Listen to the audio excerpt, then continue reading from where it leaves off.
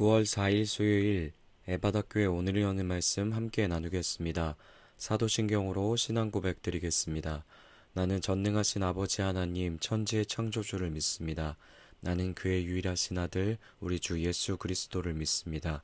그는 성령으로 잉태되어 동정녀 마리아에게서 나시고 본디오 빌라도에게 고난을 받아 십자가에 못 박혀 죽으시고 장사된 지 사흘 만에 죽은 자 가운데서 다시 살아나셨으며 하늘에 오르시어 전능하신 아버지 하나님 우편에 앉아 계시다가 거기로부터 살아있는 자와 죽은 자를 심판하러 오십니다.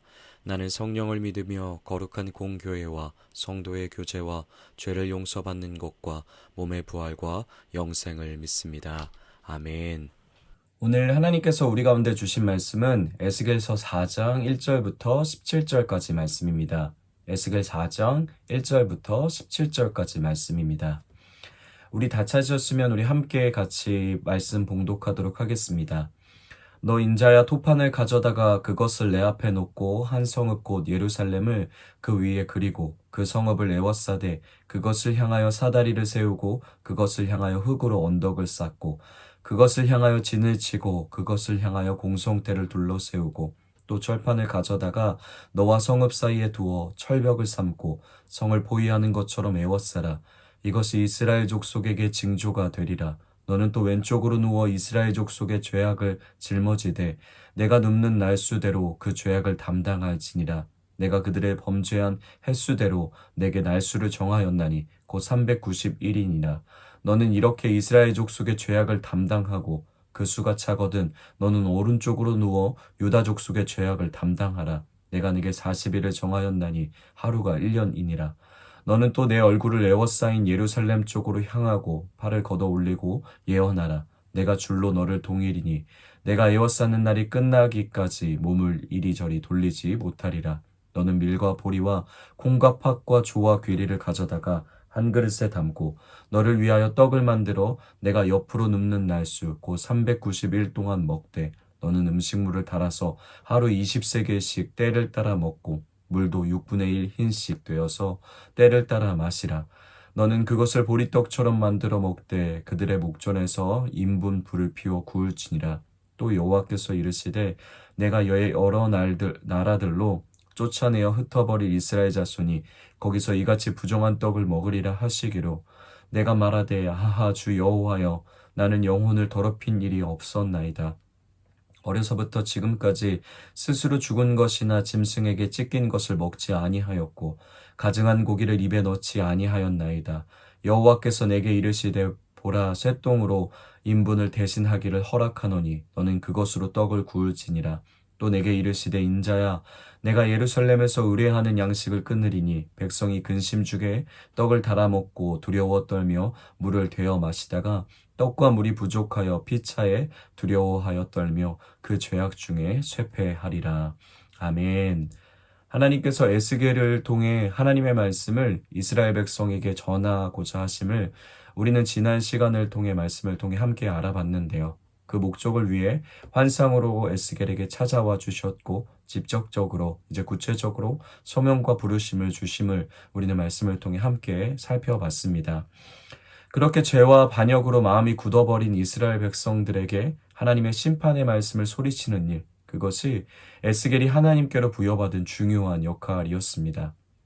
그래서 하나님께서는 3장 후반부를 통해 이제 그를 파수꾼이라고 불러주고 계신데요.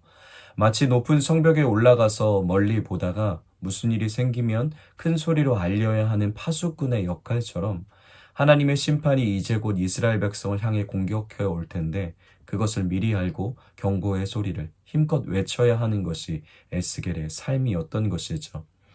그런데 그런 파수꾼으로 에스겔을 부르신 하나님이 이상한 상황으로 에스겔을 몰고 가십니다. 힘껏 온 도시를 돌아다니며 큰 소리로 외쳐야 하는 파수꾼인 에스겔을 3장 후반부에 보면 꽁꽁 묶고 집안에서 못 움직이게 못 나오게 하시고 더 나아가 그를 말을 못하는 벙어리가 되게 하시는 것이었죠. 왜 이런 이해할 수 없는 상황으로 하나님은 에스겔을 불러주시고 또 그에게 대해주시고 계신 걸까요? 파수꾼으로 부르셨고 하나님의 말씀을 외친 자로 그를 만나주셨던 하나님은 오히려 그가 외칠 수 없게 꽁꽁 묶여 집안에서 오도 가도 못하게 하십니다. 목소리조차 내지 못해서 그는 더 이상 파수꾼의 역할을, 하나님의 말씀을 전하는 자의 삶을 제대로 수행할 수 있는 어떤 도구도, 조건도, 힘도, 다 기본적인 것도 모두 잃어버리게 된 것이죠. 하나님이 이처럼 이해할 수 없는 상황으로 에스겔을 몰고 가신 이유가 있었습니다. 그것은 지금 이스라엘 백성, 곧 바벨론으로 포로가 되어 끌려온 그들은 패역하고 반역한 족속이기 때문이었는데요. 아무리 에스겔이 고성을 지르며 경고의 목소리를 질러댄다 하더라도요, 그들은 결코 그의 목소리를 듣지 않을 것을 주님이 알고 계셨기 때문입니다. 그런 방법으로, 소리치고 외치는 이런 방법으로는 패역한 이 백성이 하나님 앞으로 돌아올 수 없다라는 것을 주님이 아셨기 때문이죠.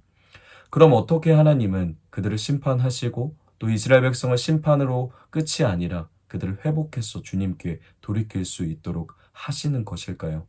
그 하나님의 방법이 오늘 우리가 읽은 4장부터 이제 앞으로 쭉 등장하게 되는데요.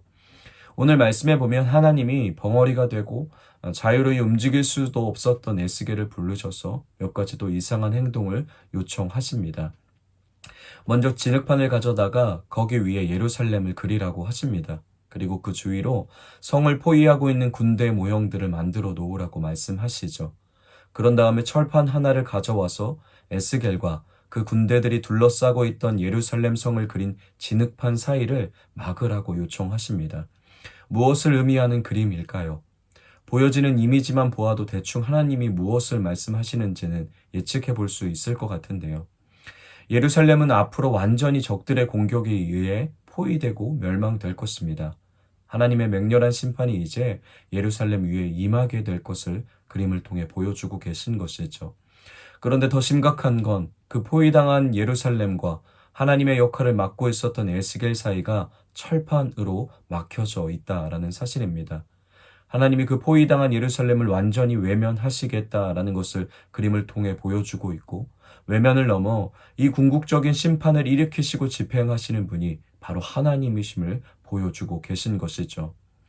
앞으로 몇 년 후가 되면 남유다와 예루살렘 성전은 위에서 보여준 그림대로 대적들에 의해 완전히 포위당하고 불에 타 사라져버릴 것을 미리 하나님이 에스겔을 통하여서 보여주고 계신 것이죠. 이후에 4절부터 하나님이 에스겔에게 또 한 가지 행동을 요청하십니다. 에스겔에게 360일 동안 왼쪽으로 눕고 그 다음 40일 동안 오른쪽으로만 누우라고 말씀하시는데요. 이런 이해할 수 없는 행동을 하게 하신 이유에 대해서 말씀은 친절히 해석해 주고 있습니다. 그것은 이스라엘과 유다의 죄악을 짊어지게 하시기 위함이었죠. 390일 그리고 40일 총 430일을 에스겔은 고통스러운 모습으로 누워 지내야만 했습니다. 이 440일에 대한 여러 가지 해석들이 난무하지만 대체로 430일을 430년을 뜻한다고 바라보고 있고 또 해석하고 있고, 이것은 이스라엘 전체 역사를 아우르는 시간으로 해석되게 됩니다.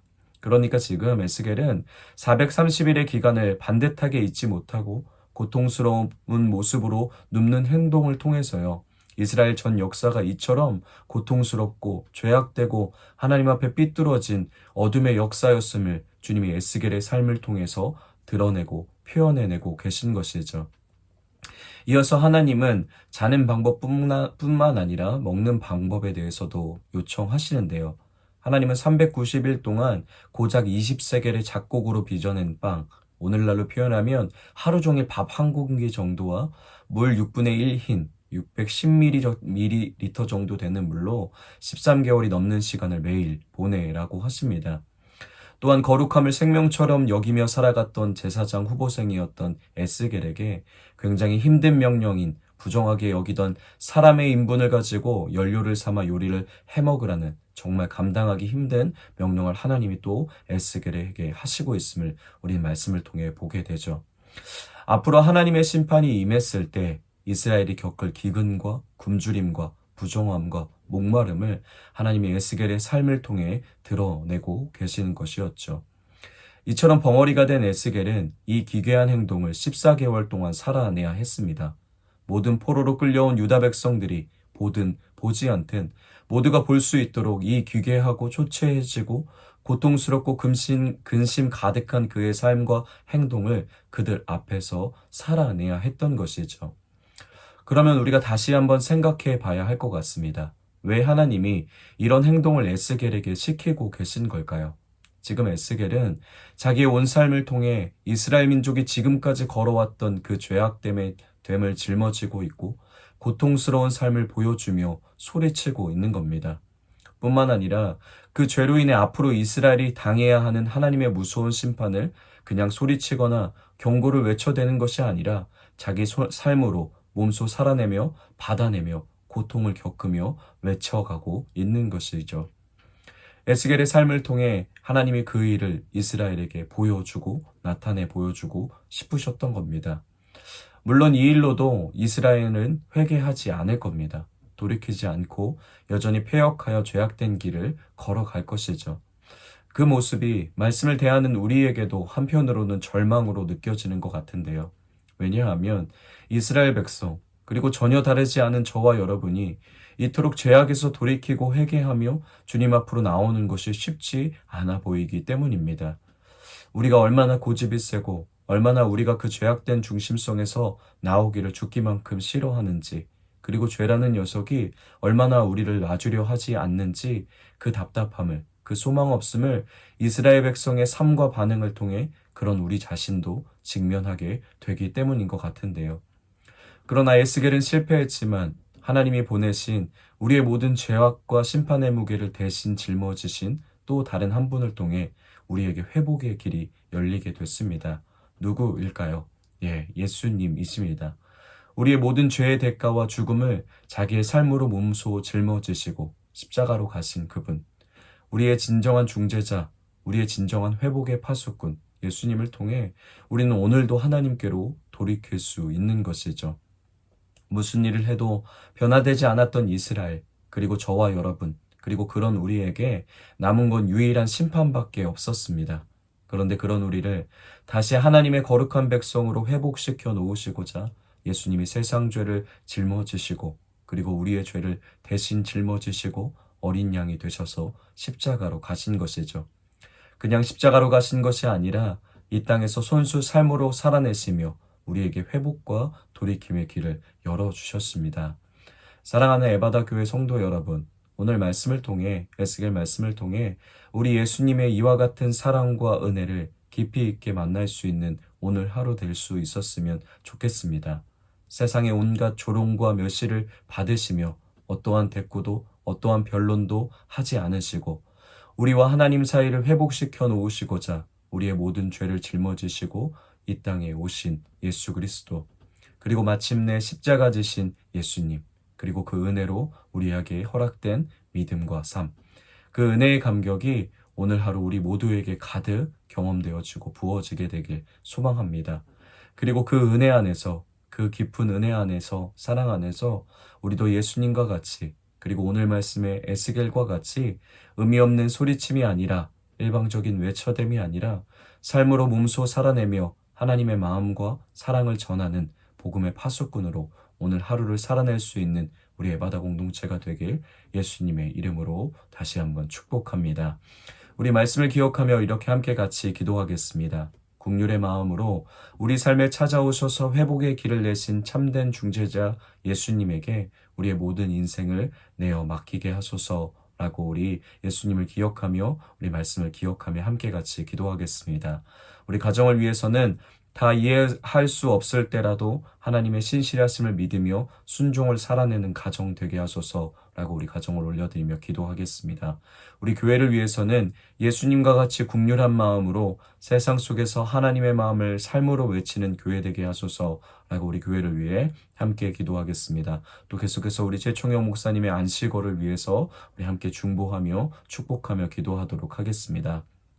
우리 나라를 위해서는 굳은 마음으로 살아가지 않고 복음이 들려올 때 두 손 들고 회개하며 나아올 수 있는 마음밭을 가진 나라 되게 하소서라고 우리 나라를 위해서 또 세계와 열방을 위해서 함께 같이 중보하도록 하겠습니다. 오늘 공동체 기도는 우리 송현미 집사님을 위해서 우리 함께 같이 기도하겠습니다. 개인의 기도는 남편과 시댁 식구들이 주님을 만나고 영접하기를 간절히 바랍니다.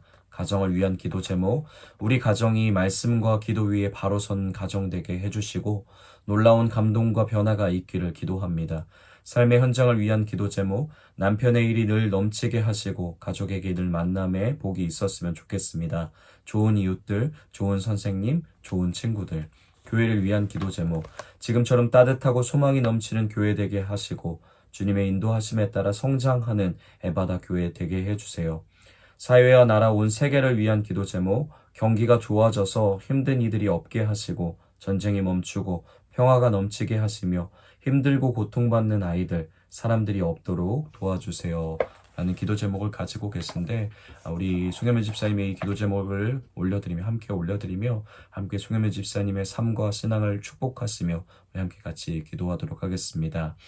또 우리 각자의 기도 제목, 또 개인의 기도 제목, 또 공동체와 가정과 또 나라와 열방을 위한 하나님이 알게 하시는 기도 제목을 가지고 간절하게 십자가 앞에 나아가셔서 기도하신 후에 기도를 다 마치시고 각자의 자리에서 주기도문으로 오늘 예배 마치도록 하겠습니다.